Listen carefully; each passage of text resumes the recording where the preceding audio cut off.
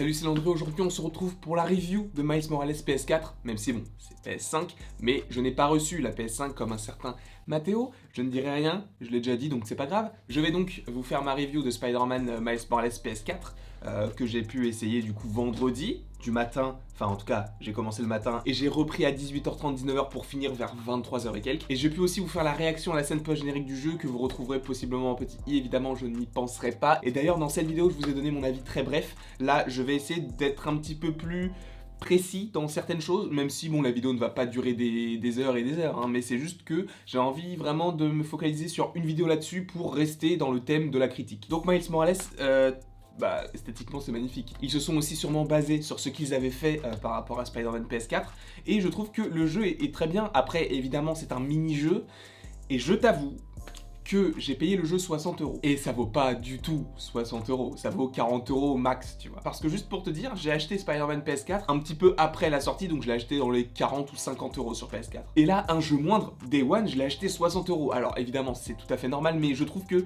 c'est beaucoup trop cher. C'est beaucoup trop cher pour un jeu PS4, sachant qu'il ne dure à peu près que 8-9 heures maximum. Donc c'est vrai que c'est ultra cher. En tout cas, je trouve. Après, peut-être que vous y avez passé plus de temps, vous avez exploré tout ce qu'il fallait explorer, etc. Et vous dites que le jeu est rentabilisé par rapport aux 60€ que j'ai payé. Personnellement, je suis pas satisfait de l'investissement et du rendu. Donc évidemment, ce n'est que subjectif. Donc ça, c'est un premier petit point négatif. Après, évidemment, il y a plein de points positifs, mais j'avais vraiment envie de commencer par les points négatifs pour finir sur une note du coup positive. Mais donc on va continuer avec le négatif. Les méchants, après ça c'est pas forcément très grave, puisqu'il y a quand même le Rhino, et le Rhino, eh bien c'était quand même un méchant emblématique du jeu Spider-Man PS4 et il faisait partie des Sinister Six. Mais Tinkerer, Prowler ou le chef de Roxxon là,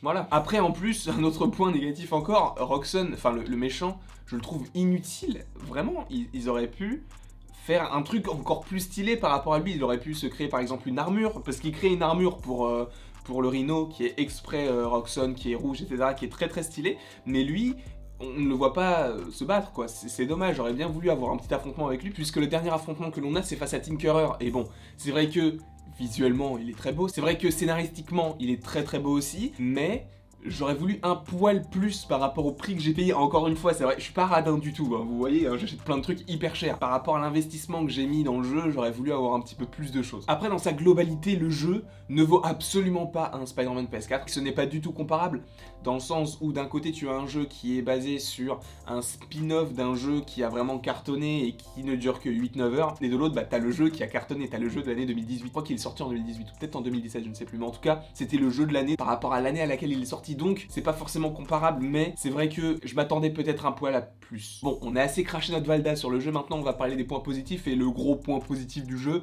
c'est quand même Miles Morales. Alors, il faut le dire, c'est mon chouchou du jeu, en même temps c'est le personnage du jeu, mais son histoire est très intéressante, tu sens qu'il commence à évoluer, tu sens qu'il commence à apprendre ses pouvoirs, et je trouve que cette phase de Spider-Man est très intéressante. C'est une phase qu'on n'avait pas forcément bien découverte avec Peter Parker, puisque lui-même dans le jeu, je crois savoir que Miles Morales se passe des mois ou voire un an après le jeu Spider-Man PS4, et dans le jeu Miles Morales il dit que ça fait 8 ans aujourd'hui qu'il est Spider-Man. Si on fait des petits calculs, on comprend que ça fait à peu près 7 ans qu'il est Spider-Man dans Spider-Man PS4.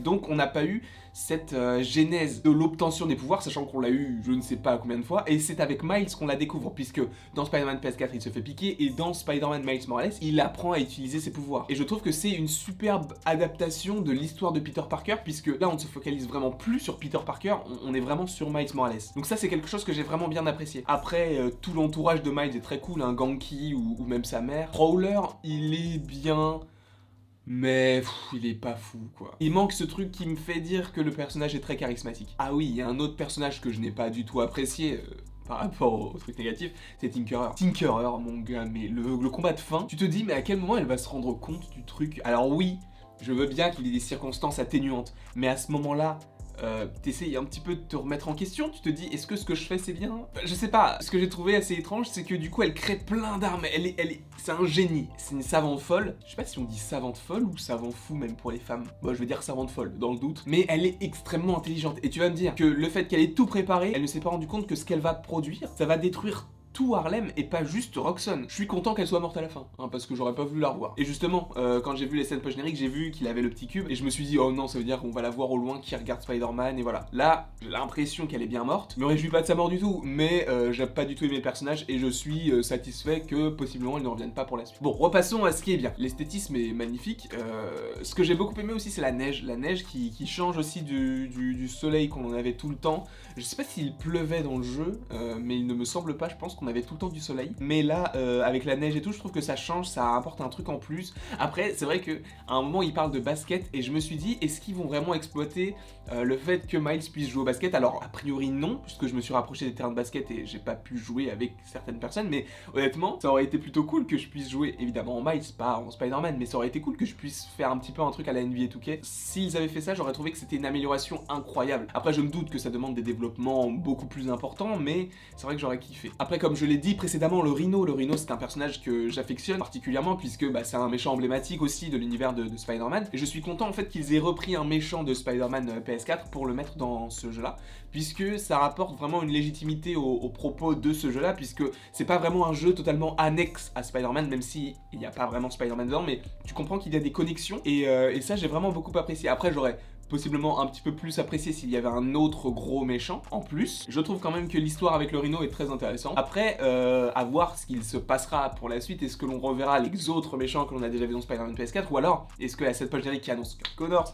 qui annonce Venom, le Bouffon Vert, on n'a pas encore vu Mysterio, on n'a pas encore vu Kraven. Il y a plein de choses encore qui peuvent arriver, et je trouve que ça serait hyper cool d'exploiter tout ça. On n'a pas vu Carnage non plus. Et sachant qu'il y a Venom, ce n'est absolument pas impossible que l'on ait Cletus Cassidy qui pourrait arriver dans les jeux à venir. En tout cas, voilà tout ce que j'avais à dire sur la review. Si je devais donner une note à ce jeu, je pense que je donnerais la note de 14 sur 20. Alors c'est pas incroyable, il me semble que pour Spider-Man j'avais donné 17 ou 18, mais c'est quand même une très bonne note, c'est un 7 sur 10, c'est un 140 sur 200, voilà, c'est un 70 sur 100, bon ok d'accord, mais on va pas plus loin que ça. Mais voilà, le jeu est très bon dans son ensemble, mais c'est vrai qu'il y a des choses qui m'ont pas forcément plu, mais je vous en ai parlé dans la vidéo, donc si vous arrivez que maintenant dans la vidéo, c'est que vous êtes vraiment bizarre, puisque c'est la fin de la vidéo. En tout cas, j'espère que vous avez apprécié cette vidéo, n'hésitez pas à me dire en commentaire si vous y avez joué, et si vous l'avez fini, si oui, comment vous avez trouvé le jeu, et même si vous ne l'avez pas fini, dites-moi où vous en êtes, et comment vous trouvez le jeu jusqu'au moment où vous en êtes du coup. N'hésitez pas à me mettre tout ça en commentaire, n'hésitez pas non plus à aimer, à partager, à commenter et à vous abonner, cela me ferait extrêmement plaisir, et il ne me reste plus qu'à vous dire à la prochaine pour la prochaine.